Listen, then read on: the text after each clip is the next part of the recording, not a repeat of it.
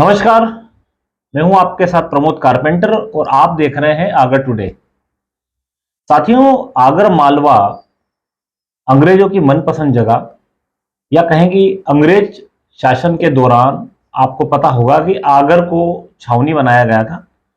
बहुत अच्छी जगह है आगर, मगर यहाँ पर एक ऐसी समस्या है जो विगत कई वर्षों से लोगों के लिए पीड़ा का सबब बनी हुई है। दरअसल आगर मालवा जो है वो उत्तर भारत और पश्चिमी मध्य प्रदेश को जोड़ने वाला एक रास्ता है और इसी में जो सबसे बड़ी समस्या है वो है रेल लाइन। आप अच्छे से जानते हैं कि आगर मालवा में एक समय था जब रेल लाइन हुआ करती थी। उज्जैन से लगाकर आगर मालवा तक एक रेल लाइन हुआ करती थी, नैरो गेज लाइन उसे कहा जाता था। वो छोटी लाइन हुआ करती थी। 15 मार्च 1932 को आगर मालवा और उज्जैन को जोड़ने के लिए एक रेलवे लाइन बिछाई गई थी जिसे नैरो गेज लाइन कहा जाता था। हालांकि इसकी स्पीड बहुत कम थी, मगर उज्जैन से आगर आने के लिए यह एक लाइन थी। मगर कुछ स्थितियां निर्मित हुई और 1976 में इस रेल लाइन को घाटे का सौदा बताकर उखाड़ लिया गया और तब से रेल लाइन बंद है। आज भी हम देखेंगे तो उज्जैन से लगा के आगर तक आपको इस रेल लाइन के कई अवशेष दिखाई देंगे। कई जगह पर आपको पुलियाएं दिखाई देगी तो कई जगह पर आपको इस रेलवे लाइन का ट्रैक दिखाई देगा। कुछ जगह पर तो जो रेल लाइन थी और जो स्टेशन बने हुए थे उसके अवशेष अभी भी बाकी हैं। जहां पर कुछ पुलिस थाने बन गए हैं तो कई जगह पर जो मध्य प्रदेश सड़क परिवहन है या उस दौर में जो डिपो कहा जाता था वो डिपो डाल दिए गए थे। मगर अब जो अवशेष है वो भंगार के रूप में दिखाई देते हैं, बिल्डिंगें क्षतिग्रस्त होती दिखाई दे रही है। और यह रेल लाइन 1976 में से निकाल ली गई और 1976 के बाद से इस रेल लाइन को बंद कर दिया गया।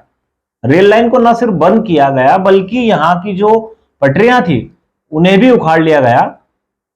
यह रेल लाइन उज्जैन से चलकर आगर की छावनी तक चलती थी और जब कभी आप उज्जैन पहुंचेंगे तो वहां स्टेशन पर इसका आपको इंजन भी पड़ा हुआ दिखाई देगा।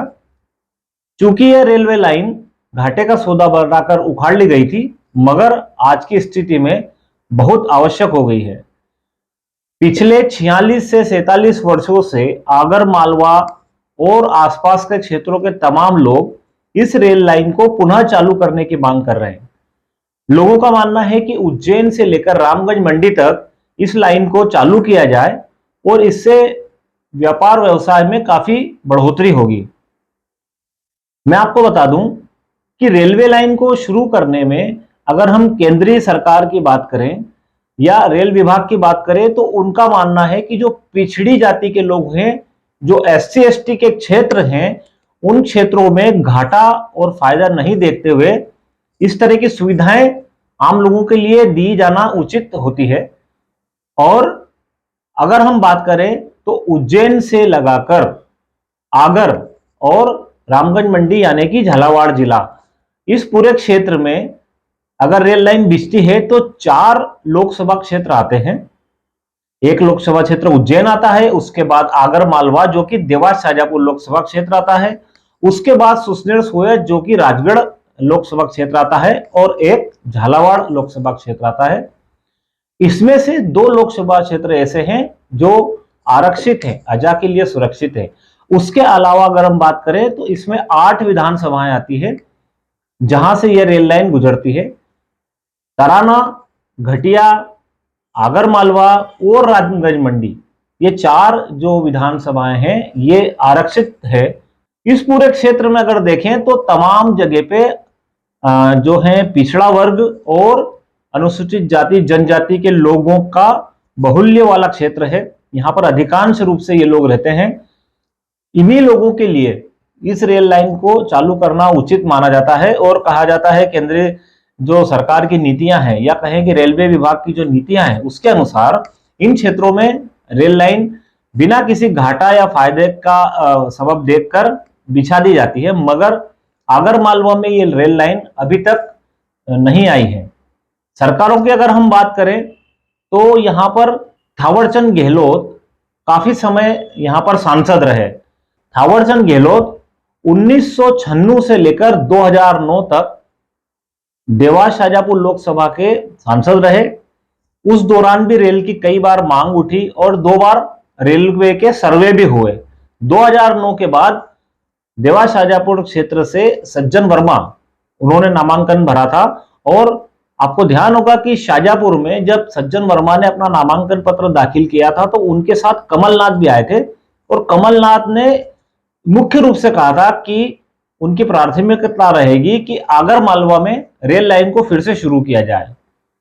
हालांकि सज्जन वर्मा भी इस बात को कहते रहे कि रेल लाइन जल्दी ही शुरू होगी, मगर ये सब राजनीतिक स्टंट होते हैं और कई वर्षों से कई नेता आए और गए, मगर सभी लोगों का कहना था कि रेल लाइन आएगी और रेल लाइन का प्रयास यहाँ पर काफी लोग कर भी रहे हैं।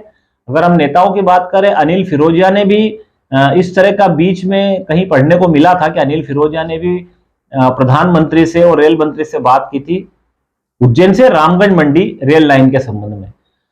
तो राजनीति एक अलग चीज है, मगर जो लोगों की समस्या है वो अलग चीज है। अब अगर हम बात करें आम लोगों की, तो आम लोगों में ऐसे यहां पर कई संगठन हैं या ऐसे कई लोग हैं जिन्होंने रेल के लिए तमाम तरह के आंदोलन किए।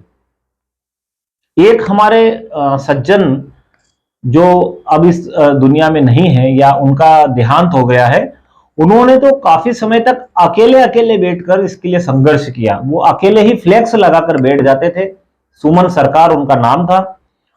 फ्लेक्स लगाकर बैठ जाते, रेल की मांग करते थे, कहीं वो धरनों में दिखाई देते थे। उनकी सिर्फ एक मांग थी, या कहें कि उनके जीवन का एक लक्ष्य दिखाई देता था कि आगर में रेल लाइन शुरू हो। उसके अलावा कई सामाजिक संगठन और भी यहाँ पर हैं, साईं परिवार हो या रेल लाओ समिति हो, सभी लोग समय समय पर यहाँ पर आंदोलन करते हुए दिखाई दे रहे हैं। कई बार यहाँ रैलियां निकाली गई, कई लोगों ने ज्ञापन दिए, कई लोगों ने यहाँ हस्ताक्षर अभियान चलाए और प्रदेश से लेकर देश तक अपनी जो पीड़ा है उसको भेजा। यहां तक कि आगर से लेकर उज्जैन तक कुछ संगठनों ने और कुछ आम लोगों ने मिलकर एक यात्रा भी निकाली, जिसमें उन्होंने एक कृत्रिम रेल का इंजन बनाया और उसके साथ साथ फ्लैक्स और बैनर लेकर वो उज्जैन तक पहुंचे। साथियों, कई तरह की मांग यहां पर चल रही है, कई लोग प्रयास कर रहे हैं, मगर आगर से रेल लाइन का गुजरना बहुत आवश्यक हो गया है। अगर हम बात करें तो यहाँ का व्यापार व्यवसाय भी उससे काफी बढ़ेगा। आगर में फिलहाल उज्जैन से झालावाड़ के बीच में कोई व्यापार व्यवसाय का साधन है या परिवहन का साधन है तो एकमात्र सड़क का साधन है और इस पर भी अत्यधिक लोड रहता है। एकमात्र साधन होने के कारण यहाँ पर महंगाई भी बढ़ती है। अगर रेल लाइन आती है तो व्यापार व्यवसाय भी सस्ता होगा, चीजें भी सस्ती होगी। उसके अलावा जो आम लोग हैं, जो यात्री हैं, आने जाने वाले लोग हैं, उन्हें भी यात्री किराया कम लगेगा, उन्हें भी सरलता से आना जाना मिलेगा। हम अगर धार्मिक दृष्टिकोण से देखें तो आगर मालवा जिले में सबसे प्रमुख रूप से अगर देखें तो बगलामुखी मंदिर है, बाबा बैजनाथ का मंदिर है, जहां पर पूरे देश से लोग दर्शन करने के लिए आते हैं और यहाँ भक्तों का तांता लगा रहता है। अगर रेल लाइन आती है तो यहाँ भी संख्या भक्तों की बढ़ेगी, लोगों को आसानी से यहाँ आने के लिए रास्ता मिलेगा, लोगों को रेल मार्ग होने की वजह से सुविधाएं मिलेगी और हमारे जो ये दोनों पर्यटन स्थल हैं, बैजनाथ महादेव और बगलामुखी, यहाँ पर दर्शनार्थियों की संख्या बढ़ेगी, उससे हमारे क्षेत्र का व्यापार व्यवसाय बढ़ेगा। तो ऐसी तमाम चीजें हैं कि रेल लाइन के ना होने से उसका खामियाजा हम भुगत रहे हैं और जल्दी ही रेल लाइन अगर शुरू होती है तो निश्चित रूप से लोगों को यहाँ पर फायदा होगा। अब कांग्रेस की गवर्नमेंट हो कि भाजपा की गवर्नमेंट हो, वो केवल अपने राजनीतिक फायदे के लिए यहाँ प्रलोभन दे देती है, मंच से घोषणाएं कर देते हैं, सर्वे की बात कर देते हैं, मगर धरातल पर इसका कोई असर दिखाई नहीं देता है। और आम लोग तो हालांकि इस पर प्रयास कर ही रहे हैं, रेल लाइन आगर में आए उसके लिए तमाम तरह के संघर्ष भी यहाँ पर दिखाई दे रहे हैं, कई रैलियां भी दिखाई दे रही है।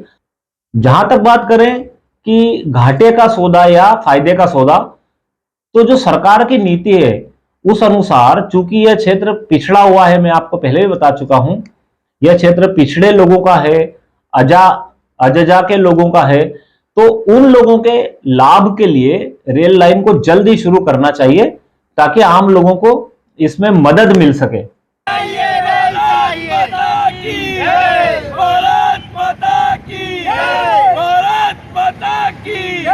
हमारी खबरें आपको कैसी लगती है कमेंट्स बॉक्स में जरूर लिखा करें और आगर टुडे को सब्सक्राइब कीजिए।